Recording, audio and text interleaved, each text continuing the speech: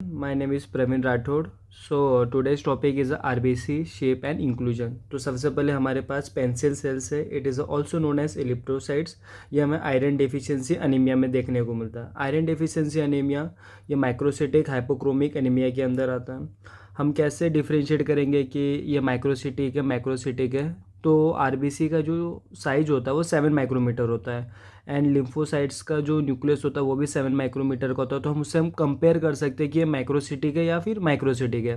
Second हम आते हैं हाइपोक्रोमिक के ऊपर. तो जो नॉर्मल पैलर होता है वो 1/3 होता है. अगर 1/3 पैलर से ज़्यादा है तो वो हाइपोक्रोमिक के अंदर आएगा.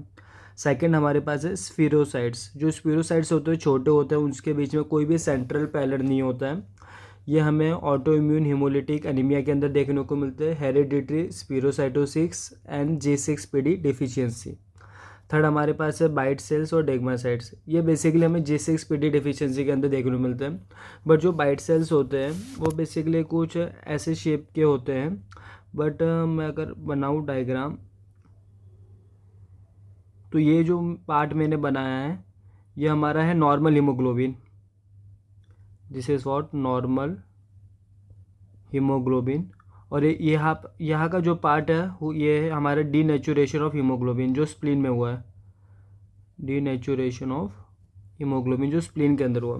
जो हाइंज बॉडीज़ होती है वो बेसिकली आप जब इसको स्टेन करते हो रोमनोव्स्की स्टेन के साथ तब हमने को देखने को नहीं मिलती. लेकिन जब हम क्रिस्टल वॉयलेट के साथ स्टेन करते हैं तब हमें ये हाइंज बॉडीज़ देखने को मिलती है.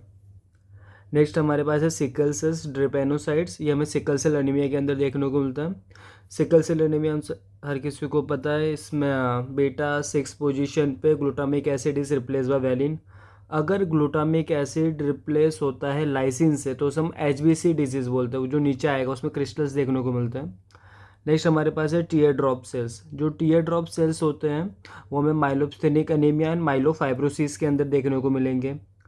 6 हमारे पास है fragmented cells schistocytes also known as helmet cells. ये हमें माइक्रो एंजियोपैथिक हिमोलिटिक एनीमिया.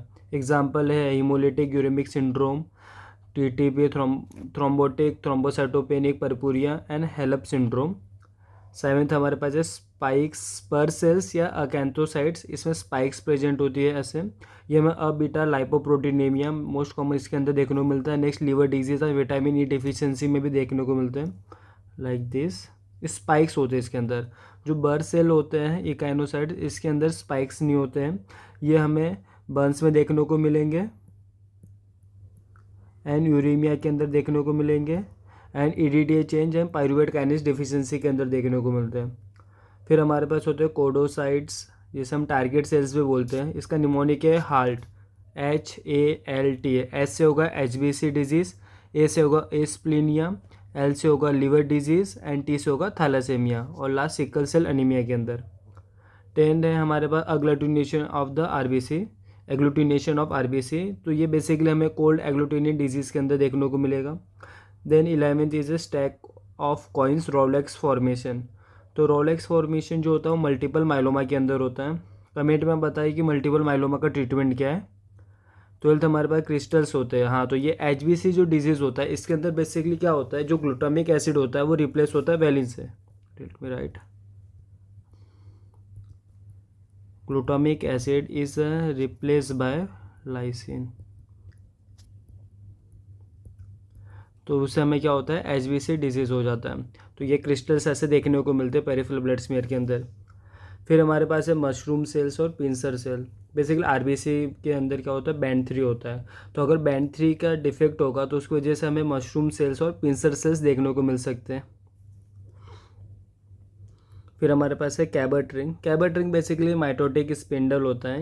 ये हमें मेगालोब्लास्टिक एनीमिया के अंदर देखने को मिलता है. इसमें क्या होता है जो RBC होते हैं उसके अंदर फिगर ऑफ 8 ऐसे एक रिंग देखने को मिलेगी या तो फिर दिस. ये दोनों हमारे पास क्या होते हैं कैबर्ट रिंग होती है. तो ये बेसिकली मेगालोब्लास्टिक एनीमिया के अंदर देखने को मिलती है. फिर हमारे पास है हॉवेल जॉली बॉडीज़. तो जो हॉवेल जॉली बॉडीज़ होती है इसका कंपोजिशन क्या तो DNA या न्यूक्लियर का रिमेनेंट्स होता है. ये हमें मेगालोब्लास्टिक एनीमिया के अंदर देखने को मिलेगी और पोस्ट स्प्लेनेक्टोमी के अंदर भी देखने को मिल सकती है. फिर 16 हमारे पास है पेप्पेनहाइमर बॉडीज़. तो पेप्पेनहाइमर जो बॉडीज़ होती है वो साइडरोब्लास्टिक एनीमिया के अंदर देखने को मिलेगी.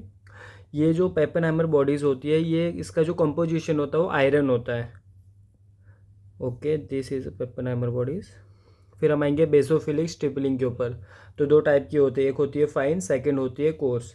फाइन वाली हमें, ये फाइन है, ये बेसिक हमें थैलेसीमिया के अंदर देखने को मिलेगी, और जो कोर्स है वो लीड पॉइजनिंग और 5' न्यूक्लियोटाइड डिफिशियंसी के अंदर देखने को मिलेगी। गोल्फ बॉल इंक्लूजन, जब इसको मिथिलिन ब्लू से स्टेन करते हैं तो ऐसा गोल्फ बॉल लाइक अपीयरेंस आता है। ये हमें HBH डिजीज़ में देखने को मिलता है। उसके अंदर बीटा 4 टेट्रामर होता है, 3 अल्फ़ा जीन का डिलीशन होता है। फिर स्टोमेटोसाइट्स, स्टोमेटोसाइट जो होता है इनका माउथ लाइक अपीयरेंस होता है। ये जो क्रॉनिक अल्कोहलिज्म वाले पेशेंट होते हैं उनके अंदर देखने को मिलता है ऐसा। फिर हम आएंगे WBC इंक्लूजन के ऊपर, इंपॉर्टेंट है ये। तो हाइपर सेगमेंटेड न्यूट्रोफिल ये होते हैं, हर किसी को पता है मेगालोब्लास्टिक एनीमिया के अंदर देखने को मिलेंगे। नेक्स्ट हमारे पास होता है हाइपो सेगमेंटेड न्यूट्रोफिल, जिसके अंदर न्यूट्रोफिल के जो मतलब लोब्स होते हैं नॉर्मल कितने 4 से 5 होने, उससे कम हो जाए होते हैं। लाइक जैसे इसके अंदर कितने 2 ही है हमारे पास, तो इसे हम बोलते हैं पेल्गर होइड एनामोली। सेम इसके जैसा होता है, उसे हम बोलते हैं शूडो पेल्गर होइड एनामोली।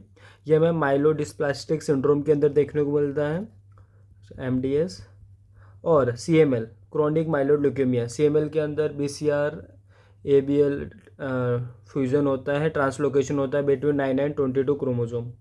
फिर हमारे पास होती है डोहले लाइक बॉडीज़। डोहले लाइक बॉडीज़ जो होती है लाइक दिस, ये हमारा न्यूट्रोफिल है, उसके अंदर ऐसा देखो इंक्लूजन देखने को मिल रहा है दिस, ये हमारे डोले लाइक बॉडीज़ होती हैं। और ये जाइंट प्लेटलेट है, क्योंकि ये मे हैगलिन एनोमली के अंदर होते हैं, उसके अंदर MYH9 जीन डिफेक्ट होता है, तो इसमें जाइंट प्लेटलेट होंगे हमारे पास। जैसे जाइंट प्लेटलेट जो हमें देखने को मिले पेरिफेरल ब्लड स्मीयर। फिर लो प्लेटलेट काउंट होगा तो थ्रोम्बोसाइटोपिनिया एंड इंक्लूजन होगा ग्रेन्युलोसाइट में, जो ये देखने को मिल रहा है हमें यहाँ पे। फिर जो डोले बॉडीज़ होती है वो बेसिकली इन सेप्सिस में देखने को मिलती है। इसमें जो ऑर्गेनल होता है वो होता है हमारा डायलेटेड एंडोप्लाज्मिक रेटिकुलम। 6 हमारे पास चिड़ियाक हिगासी सिंड्रोम। इसके अंदर पेरिफेरल ब्लड स्मीयर के अंदर आपको कोर्स साइटोप्लाज्मिक ग्रेन्यूल्स देखने को मिलेंगे लाइक दिस। तो इसका एक निमोनिक होता है, लाइक C से CNS का इन्वॉल्वमेंट होगा, H से हेमरेज होगा पेशेंट को, उसकी इम्यूनिटी कम हो जाएगी, डिक्रीज हो, एल्बिनिज्म होगा मोस्ट इंपॉर्टेंट, और कोर साइटोप्लाज्मिक ग्रेन्यूल। फिर एक होता है एल्डल रेली एनामोली। इसके अंदर क्या होगा, लार्ज साइटोप्लाज्मिक ग्रेन्यूल्स देखने को मिलते हैं, लाइक ये इस डायग्राम में और इस डायग्राम, इन दोनों के अंदर आपको देखो बहुत मतलब जो साइटोप्लाज्मिक ग्रेन्यूल कितने बड़े बड़े।